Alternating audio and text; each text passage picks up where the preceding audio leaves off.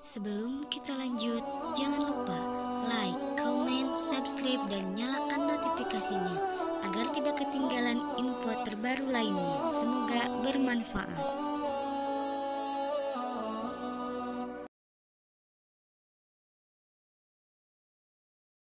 Bismillahirrahmanirrahim.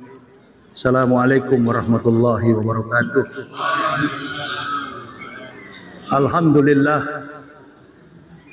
Alhamdulillahillazi ramdana syahru siyam bil barakati.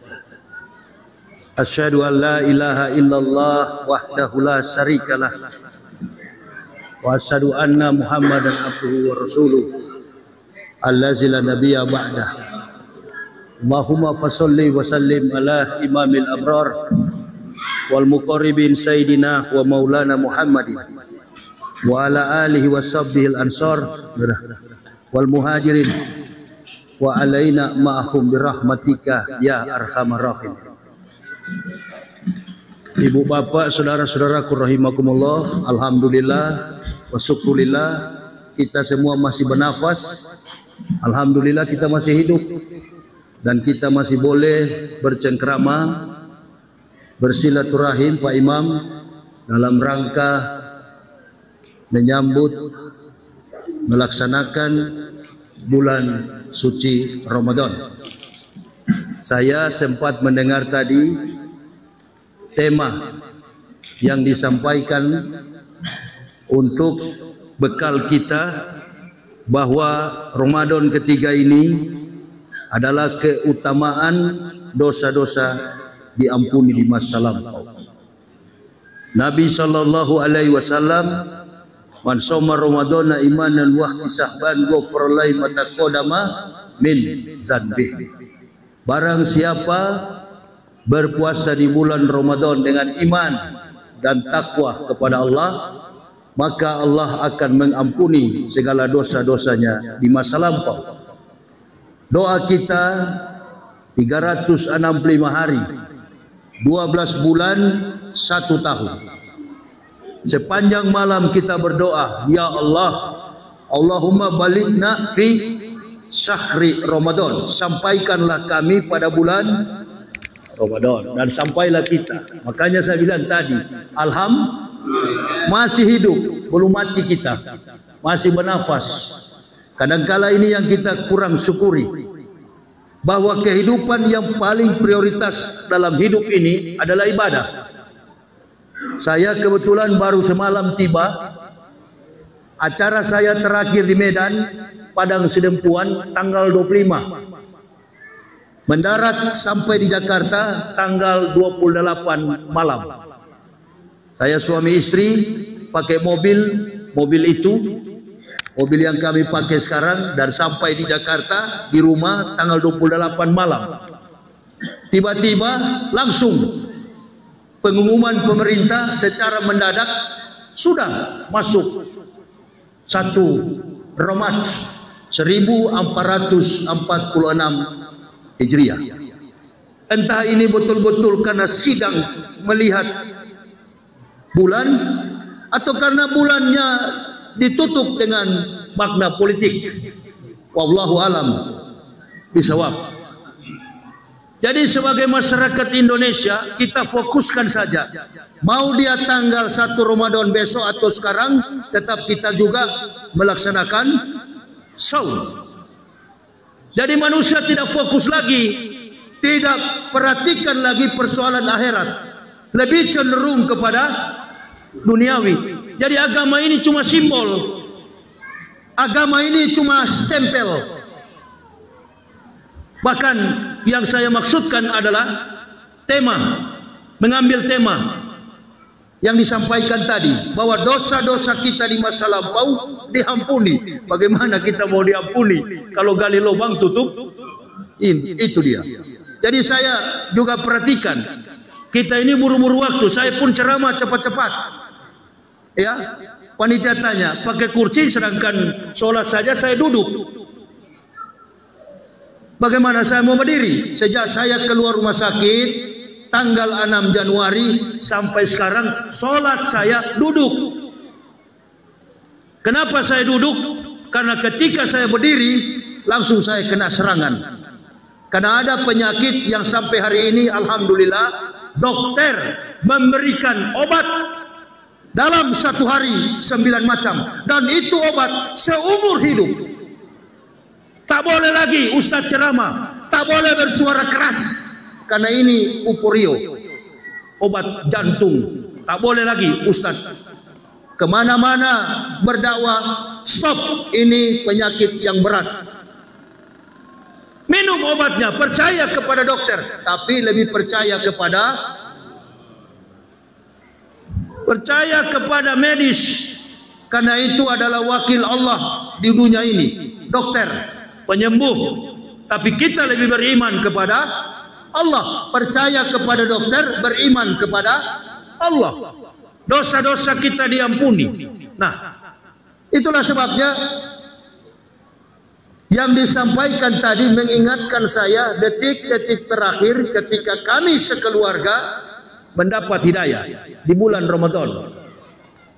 18 Ramadan 1427 Hijriah atau bertepatan dengan 11 Oktober tahun 2006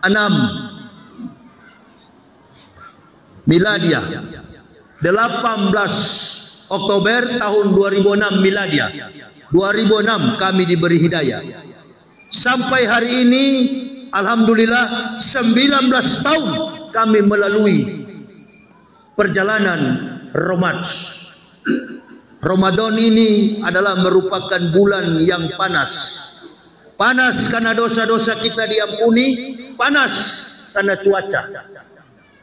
Panas juga di Indonesia karena situasi politik. Macam-macam gejolak yang terjadi, dan kita melihat bahwa kemunduran agama ini, percekcokan, perkelahian terjadi senantiasa dalam kehidupan kita internal Muslim. Saya berkeliling Indonesia ini sekarang saya ada di Keranggan. Besok malam saya di Maluku Utara. Saya akan terbang subuh. Saya ke Maluku Utara sampai tanggal 18 Ramadan. Saya sudah WA ke Pak Zakaria. Ini jadwal saya safari Ramadan di Maluku Utara sampai ke Halmahera Barat, Halmahera Tengah, Sofifi, bahkan kampungnya Dorce Gamalama. Ceramah di sana. Kemarin di Medan, sekarang di Jakarta, besok di Maluku. Tahu persis bagaimana keadaan umat Islam di Indonesia ini.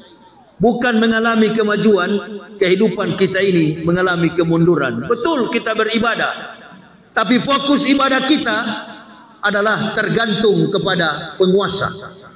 Inilah sebabnya Nabi SAW, barang siapa senang menyambut bulan suci Ramadan, maka haramullahu jasadahu ala niran. Dosa-dosanya diharamkan terhadap neraka. Ini satu jaminan yang Allah berikan kepada umat Islam, bahwa ada 4 manusia yang diberikan keberuntungan pada waktu memasuki bulan Ramadan. Yang pertama, orang yang berpuasa di bulan Ramadan. Yang kedua, bayi-bayi yang dilahirkan pada bulan Ramadan. Bukan cuma bayi orang Islam, bayi orang kafir pun mendapatkan berkah ketika dilahirkan pada bulan Ramadan. Yang ketiga, orang-orang kafir yang diberi hidayah memeluk Islam di bulan Ramadan.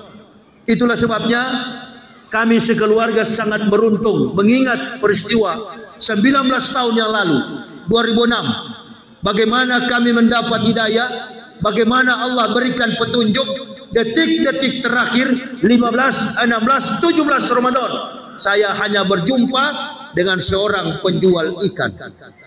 Detik-detik terakhir inilah kami datang ke masjid-masjid meminta pengurus masjid mensyahadatkan kami. Tak ada yang berani. Bahkan saya datang kepada Kakan Depak, dulu namanya Kakan Depak, Kepala Kantor Departemen Agama Kabupaten Toli-Toli, Sulawesi Tengah. Saya datang ke beliau, Pak Haji, tolong Islamkan kami.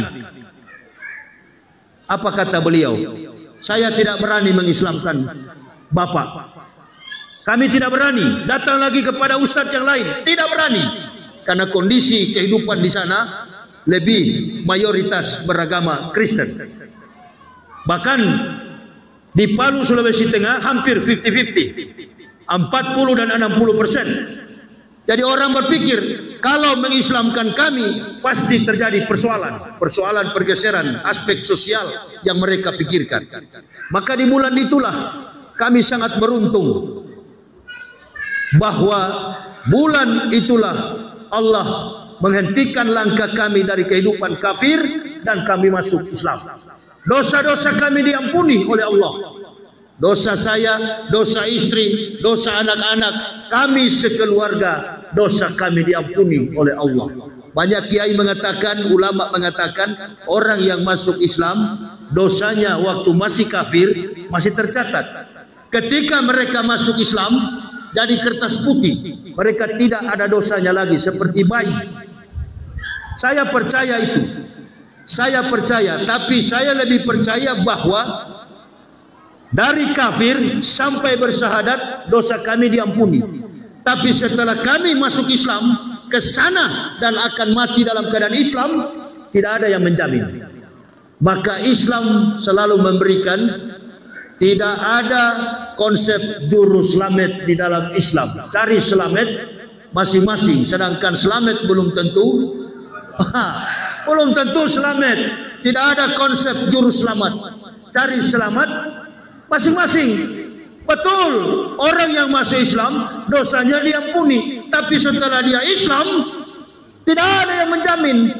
Tidak ada yang menjamin konsep hidupmu, cari nafkah, apalagi akhirat. Lalu dalam filosofis prinsip saya pribadi, saya katakan Allah tidak menjanjikanmu dolar, Allah menjanjikanmu surga. Jika nilai dolar tidak mampu membeli surga, maka nilai surga mampu menghasilkan dolar. Ya ayyuhalladzina amanus ta'inu bisabri wasolati innallaha ma'asabirin. Kesabaran. Bagaimana orang Islam itu masuk Islam, orang dari kafir mendapat hidayah masuk Islam, karena latar belakang ibu bapak saudaraku dan saya sama-sama dari nenek moyang kita, dari kakek kita, dari buyut kita, semua regeneration orang Asia, bukan latar belakang Islam. Datangnya Nabi Muhammad, barulah kita mengenal Islam.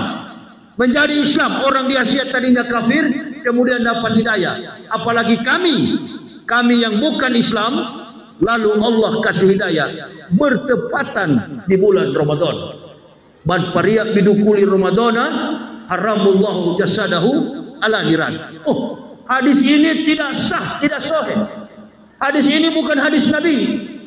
Banyak yang pertentangkan, banyak yang menjawab. Tapi yang kami tahu dalam kitab yang kami baca, Durratun Nasihin, Dokoikul Akbar, bahwa orang yang betul-betul mendapat hidayah, orang yang diberikan petunjuk oleh Allah, man pariyak bidukuli Ramadan, mereka senang ketika menyambut bulan suci Ramadan. Datangnya bulan suci, man pariyak bidukuli Ramadan haramullahu jasadahu ala niran. Senang mereka masuk musuh bulan suci Ramadan, dan tubuh mereka, jasad mereka itu diharamkan disentuh oleh api neraka. Oh, ini hadis yang tidak sah.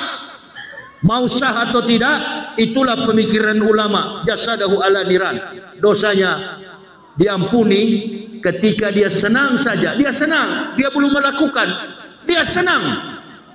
Anak saya tadi gelisah, saya kasih contoh. Anak saya gelisah kenapa? Mengantuk. Dia tinggal bisik-bisik sama saya, kapan habis ini? Kenapa? Karena masih kekanak-kanakan, mengantuk. Saya kutih hidungnya, kupingnya. Dia diam. Duduk situ sampai habis saya ceramah. Belajar disiplin dari kecil, tumbuh sampai besar. Disiplin.